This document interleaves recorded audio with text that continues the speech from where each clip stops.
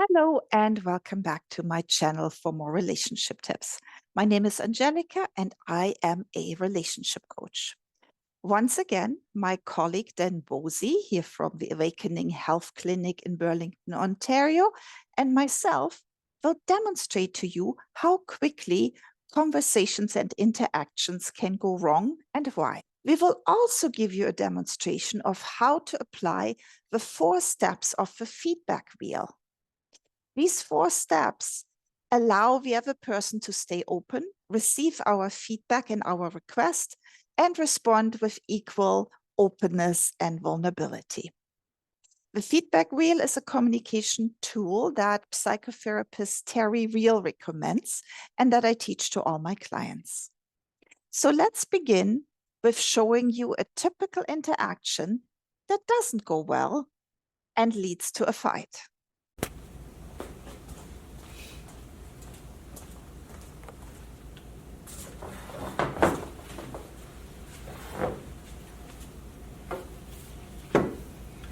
You're home late again.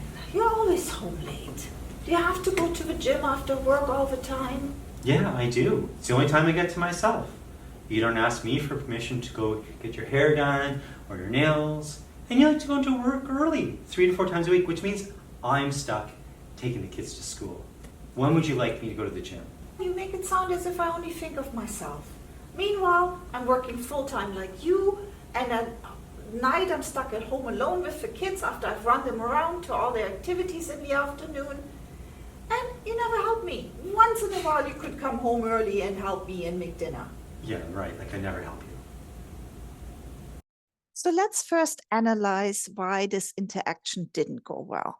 The wife, played by myself in this role play, approaches her husband with anger and or accusatory tone. She uses generalized statements like always and never, and she immediately provokes a defensive stance with her question, do you always have to go to the gym after work? So he feels he has to explain and defend his needs, and then he starts finger pointing. He brings up examples of the things she does without coordinating with him, like getting her hair done or her nails. He also mentions that she likes to go to work early in the morning. So his question at the end, when would you like me to go to the gym, is not even perceived as a real question by her because of his challenging tone. Both parents are judging each other as selfish and are totally disregarding that it is challenging to juggle 2 full-time jobs and raising kids. Both of them are actually longing for appreciation from the other. Instead, she responds to the judgment she perceives, just as he responded to her judgment. So she now is defending what she is doing, hoping to get the appreciation, but going about it in a totally wrong way. She falls back into accusing him of never helping her. So his reaction is sarcastic. Yeah, right, like I never help you. Let's see how we can get to an interaction where both partners feel heard and appreciated. Step number 1 of the feedback wheel is called observation. In step number 1, you simply mention the topic you want to talk about. You mention the situation or the observable behavior. And we want to use a gentle start when we do this. We want to avoid triggering the other person into defensiveness. Keep your observation so neutral that it feels like an objective camera is recording it. Step number 2 are the thoughts or the stories that we're having around what we're observing. Step number 2 allows us to take responsibility for our reaction to what we've observed or experienced. Because when we experience something, we tend to make up a story about what is going on. Our brain likes to categorize events into good and bad. We give everything a meaning. So when we share our thoughts about a situation, we have to own these thoughts as our narrative or interpretation. And you can use phrases like, the story I'm telling myself is or was, or what I make this mean or what I made this mean is. When we are sharing our inner monologue, it enables our partner to understand how this issue affects us, especially if we can come from a vulnerable place that creates empathy. Step number 3, feelings. Other people do not make us feel a certain way. Our thoughts create positive or negative feelings. In step 3, the speaker is fully owning the feelings they are experiencing. A phrase that you could use is, the story I was telling myself made me feel. Or when I'm thinking this, I feel. Or when I perceive you this way, I feel. There is no finger pointing or blaming our partner for how we feel. Step number 4 is the request. Finally, we want to make a request or negotiate a compromise between our needs and our partners. Now we're going to demonstrate the 4 steps of the feedback wheel. Watch how the husband in this second role play responds differently to the tone and the content of what his wife says. She owns her stories instead of blaming him. She shows up vulnerable, and both evokes empathy in him and the willingness to work out a compromise. Han, could I talk to you about something? Sure. I know you need your exercise. I totally understand it. Can I just share with you what happens for me when I'm home alone at night and you're at the gym? Mm-hmm. Yeah. So by the time you come home, the kids are in bed or they have to go to bed, and when we finally cleaned up from dinner, then both of us were too tired to talk and connect, right? And when I'm home in the evening with the kids, and especially when they're difficult, I feel so left alone. I run the story. I think that you don't want to be here and help me because you don't care about me. Yeah, and I judge you for thinking of your own needs. I guess I feel that it's not fair to me.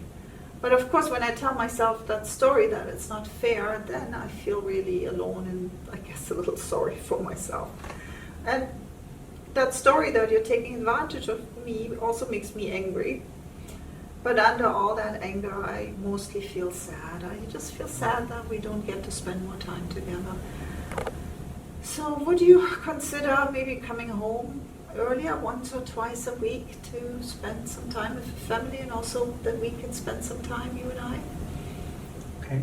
Thank you for sharing how you feel. I get that you would feel alone and unsupported in the evenings. I have a similar sort of experience in the mornings when you go into work early and I have to get the kids off to school instead of going to the gym. You know, I often think that this isn't fair, and the story I tell myself is that you don't care that I need to exercise. And in those moments, I feel like I need to be selfish. So when I think of you that way, I feel unimportant, unappreciated, and taken advantage of. That makes sense. Right? You know, and I really appreciate that you work full time and you come home and you cook and get the kids off to their activities and after school, and I really do appreciate that, because it is a lot of work. You know, like, let's see if we can kind of work together a little bit more so we can spend a little more time together and spend more time with the kids as well. So let's see, how about on, say, Tuesdays and Thursdays, you don't go into work early so I can go to the gym, and I'll make an effort to come home early on those days so we can spend more time together and reconnect. I like that suggestion. Thank you for making that. Okay, so Tuesdays and Thursdays. All right. How about Tuesdays and Fridays? Oh. Because Fridays I don't have to be at work so early. Well, that's even better, because then, you know, we can spend a lot more time together in the evening and not have to go to bed early and not have to wake up in the morning. So that sounds great. Okay, wonderful. Let's do that. All right, sounds good. Applying the 4 steps of the feedback wheel, the wife first checks with her husband if he's available for a conversation. She uses what Dr. John Gottman calls a gentle startup. Her voice is calm and gentle, and she calls him Han.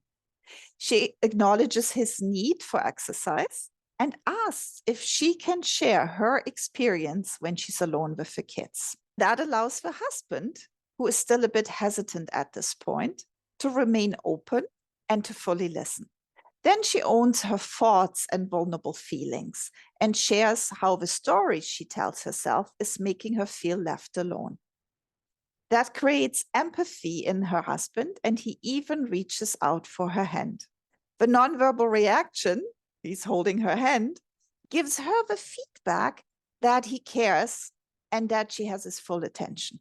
She even has the awareness to realize that underneath her anger is sadness, because she misses spending time with the family and also alone time with her husband. Under anger are generally more vulnerable feelings and needs. And the more we can access our vulnerable feelings and needs underneath our anger, the better we can get that across to our partner. When the wife in this role play makes her request for him to come home earlier, he is fully open to share his own experience, which leads to mutual understanding because it turns out that he has a very similar experience. Then he gives her the appreciation she's been longing for. He acknowledges what she does. He's also willing to suggest a compromise that allows both their needs to be met. I hope you enjoyed this demonstration. And if you found it useful, please give me a like, make a comment, or share this video with your partner, a friend, or a family member. If you're considering learning this and other useful relationship and communication tools, reach out for a complimentary Zoom consultation. I work with couples and individuals from all over the world, and I'm happy to meet you to see if we're a good match to work together. Thank you for watching.